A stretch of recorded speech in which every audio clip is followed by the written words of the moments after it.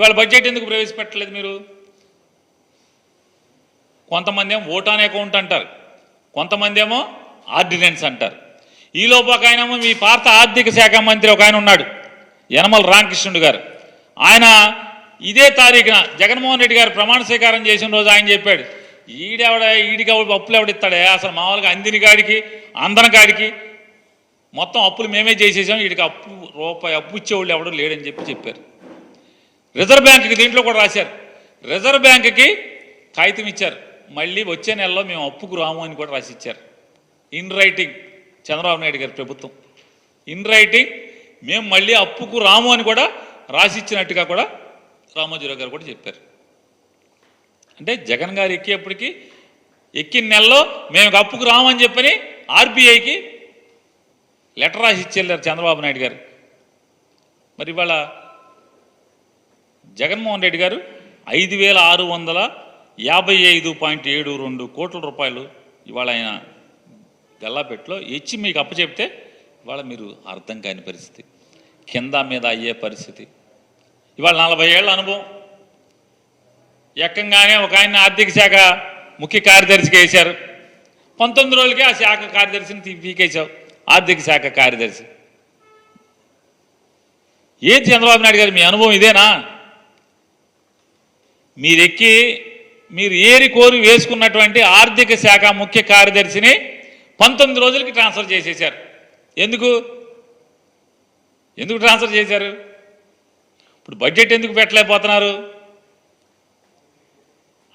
నాకైతే కొనపడేది ఒకటే, ఎన్నికల ముందు వరకు జగన్మోహన్ రెడ్డి గారి మీద విషం ఎక్కిచ్చారు, విషం చిమ్మారు. ఈనాడు, ఆంధ్రజ్యోతి, టీవీ5, మీరు, పవన్ కళ్యాణ్ గారు అందరూ కలిసి, ఆఖరికి బీజేపీ వాళ్ళతో సహా పురంధేశ్వరి గారు కలిసి ఏమని 15 లక్షల కోట్ల రూపాయలు అప్పులు చేశాడు జగన్మోహన్ రెడ్డి గారు అని చెప్పని.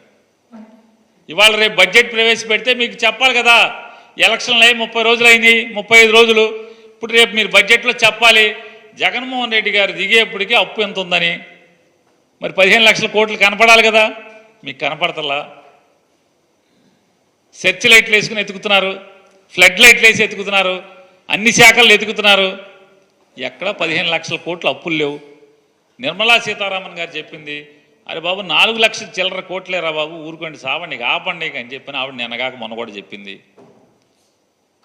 ఇప్పుడు మీరు బడ్జెట్ ప్రవేశపెడితే మీ భాగవతం అంతా బయటపడుతుంది, మీ బండారం బయటపడుతుంది. జగన్మోహన్ రెడ్డి గారు ప్రెస్ మీట్ పెట్టి లేకపోతే రేపు అసెంబ్లీలోనే మిమ్మల్ని ఉతుకుతాడు. 15 లక్షల కోట్లని నా మీద విషం చిమ్మారు కదా, మరి మీరే అచ్చేసి చూపించారు కదా 4 లక్షల చిల్లర కోట్లు అని చెప్పని. అదొక మీకు పీకులాట. రెండో పీకులాట ఏంటి అంటే, బడ్జెట్లో మీరు ఖచ్చితంగా మీ సూపర్ 6లా లేదా పవన్ కళ్యాణ్ గారి ఏంటది షడ్భుజమా ఏంటంటే దాన్ని ఏమంటారు, ఏదో చెప్పాడైనా అష్టదిగ్బంధనమా ఏదో చెప్పాడు, షణ్ముఖ వ్యూహం మిత్రుడు చెబుతున్నాడు. ఆయన జనసేన బీటే, అందుకు చెప్తున్నట్టు మాకు షణ్ముఖ వ్యూహం, సూపర్ 6, షణ్ముఖ వ్యూహం, ఈ రెండు ఎంత బడ్జెట్, ఏ షణ్ముఖ వ్యూహానికి ఎంత పెడుతున్నావు, ఈ సూపర్ 6కి ఎంత పెడుతున్నావు, ఈ ఎన్నికల హామీలు ఏమేమి పెడుతున్నావు అనేది బడ్జెట్లో పెట్టాలి.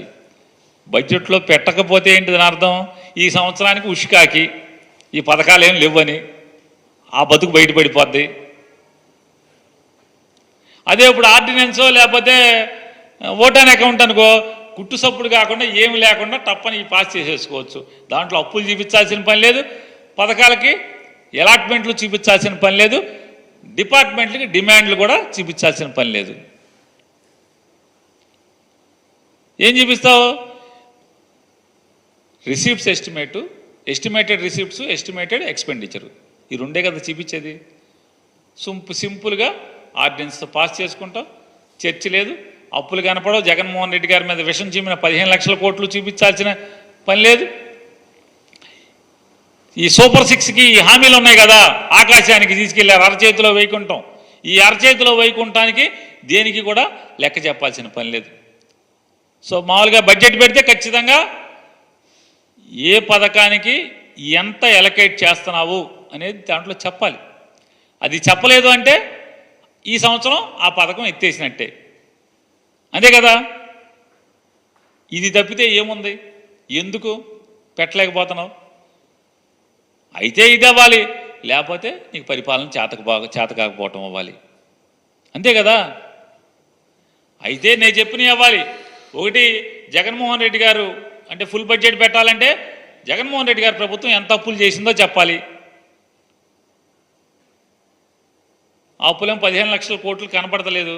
అవి పెట్టకపోతే మన బతుకు బస్టాండ్ అయిపోద్ది, అలరైపోతాం. జగన్మోహన్ రెడ్డి గారిని అన్యాయంగా అన్నామని జనానికి తెలిసిపోతుంది, విషం చిమ్మామని జనానికి తెలిసిపోద్ది. రెండోది, ఈ సూపర్ సిక్స్లకి షణ్ముఖ వ్యూహాలకి ఎలకేషన్స్ పెట్టాలి. లేకపోతే ఈ సంవత్సరం ఎత్తేసినట్టే మీరు అఫీషియల్గా డిక్లరేషన్ అవుతుంది. కాబట్టి గుట్టుగా జనాల్ని ఇంకా నమ్మించుకుంటూ మోసాలు చేసుకుంటూ కాలం వెళ్ళదీసే కార్యక్రమం తప్పితే నేను ఛాలెంజ్ చేస్తాను, సమాధానం చెప్పండి. ఈ తప్పితే ఏముంది? మీరు జగన్మోహన్ రెడ్డి గారిని తిడతం తప్పితే మీరు ఏం చేస్తున్నారు? ఇసుక అయిపోయింది కదా, ఉచిత ఇసుక కొండెక్కింది కదా, కొండెక్కేసింది. తల్లికి వందనం కింద మీద అవుతున్నారు కదా, ఒక కాగితం ఇచ్చారు, దాన్ని పేక పట్టుకుంటేనేమో అబ్బాయి తూచి అది కాదు ఇది కాదు ఇది కాదు అన్నారు. ఏది కాదు?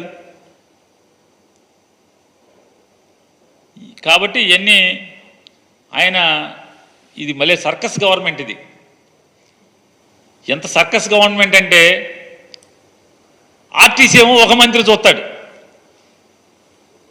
ఆర్టీసీ ఒక మంత్రి చూస్తాడు, అతను ఆర్టీసీ గురించి మాట్లాడ్డాడు.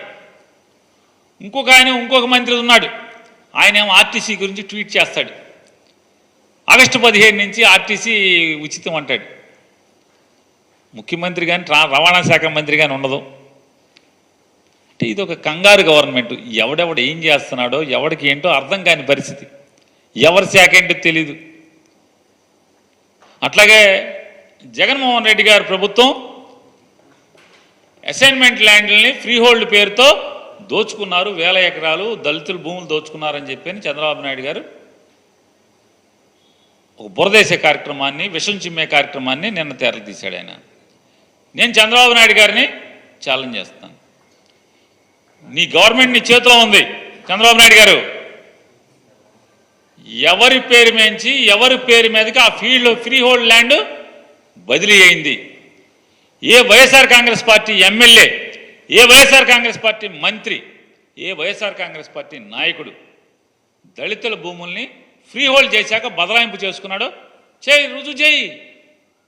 నీకు చేతనైతే, నీలో నిజాయితీ ఉంటే, చంద్రబాబు నాయుడు గారు మీలో నిజాయితీ ఉంటే, మీలో చిత్తశుద్ధి ఉంటే, నిజంగా నువ్వు 40 ఏళ్ల ఇండస్ట్రీ 14 ఏళ్ల అనుభవం ఉన్నాడు అయితే, జగన్మోహన్ రెడ్డి గారు ఏదైతే దళితులకి 20 సంవత్సరాల భయపడి ఎవరైతే అనుభవిస్తున్నారో ప్రభుత్వ భూమిని అసైన్మెంట్ ద్వారా, ఆ వంశీకులకి లేకపోతే వారి వారసులకి ఆ భూమిని సొంత ఆస్తిగా చేసినటువంటి జీవో ప్రకారం ఆ భూమి ఎక్కడైనా ఎవరి పేరు మీదైనా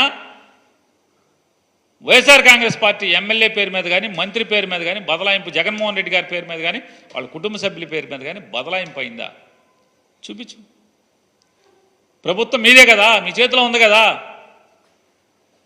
ఈ తప్పుడు మాటలు ఎందుకు చంద్రబాబు నాయుడు గారు? అసత్యాలు ఎందుకు? చెప్పాలి కదా.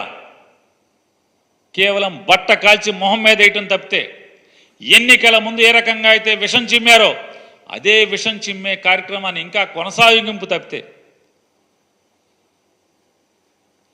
ఎస్, మీలో కలేజా ఉంటాయి, మీలో సత్తా ఉంటాయి, మీలో అనుభవం ఉందని చెప్పని మీరు ఏదో అనుకుంటున్నారు కదా. మీ అనుభవం ఉందే నిజమైతే ఈ సమాజం ముందు పెట్టండి. జగన్మోహన్ రెడ్డి గారి ప్రభుత్వం ఏ దళితుల భూమి, ఏ ఎమ్మెల్యే, ఏ మంత్రి బదలాయించుకున్నాడో పెట్టాలి కదా. స్టాంప్స్ అండ్ రిజిస్ట్రేషన్ నీ దగ్గరే ఉంది కదా, నీ ప్రభుత్వమే కదా. రెవెన్యూ డిపార్ట్మెంట్ కూడా మీ ప్రభుత్వమే కదా. ఎందుకు చేయలేకపోతున్నారు? ఊరికే భూములు దోచుకున్నారు ఎందుకు మాట్లాడుతున్నారు? ఆధారాలతో సహా కదా మీరు చెప్పాల్సింది. ఎందుకు చెప్పలేకపోతున్నారు?